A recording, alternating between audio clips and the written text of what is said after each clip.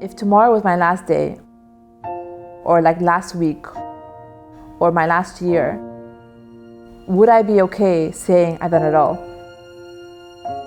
And I think for me, it's a big part of how I live and how I show up in this world.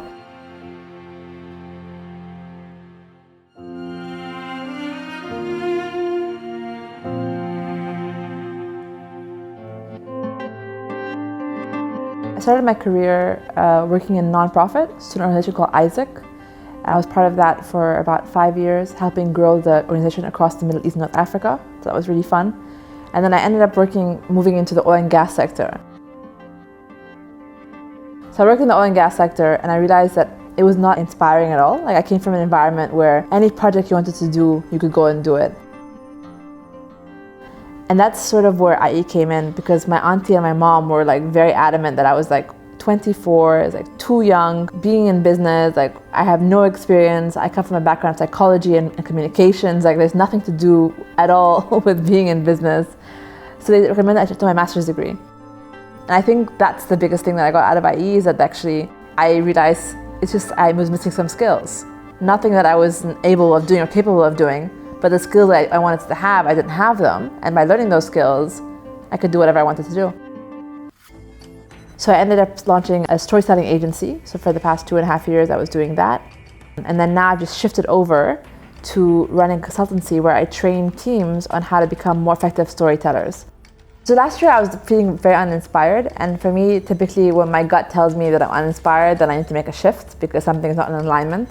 And at the time, there is this guy called Robert Swan, who is the first guy in history to walk to the North and the South Pole.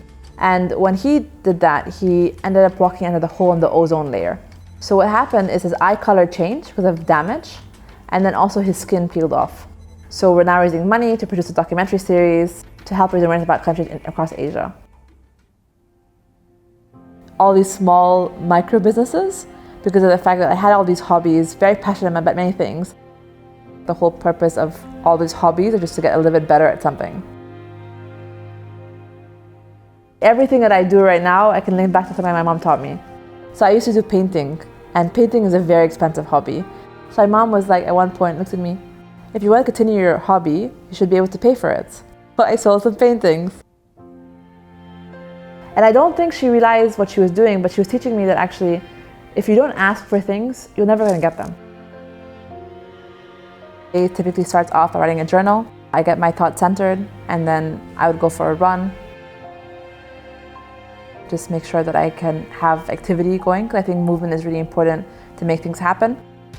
Then I go and meet people, whether it's meeting clients or having these coffee connects where I meet people who are strangers once a week.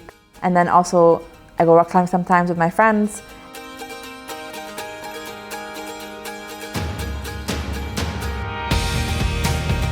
I think people never start. And when they don't start, they never explore.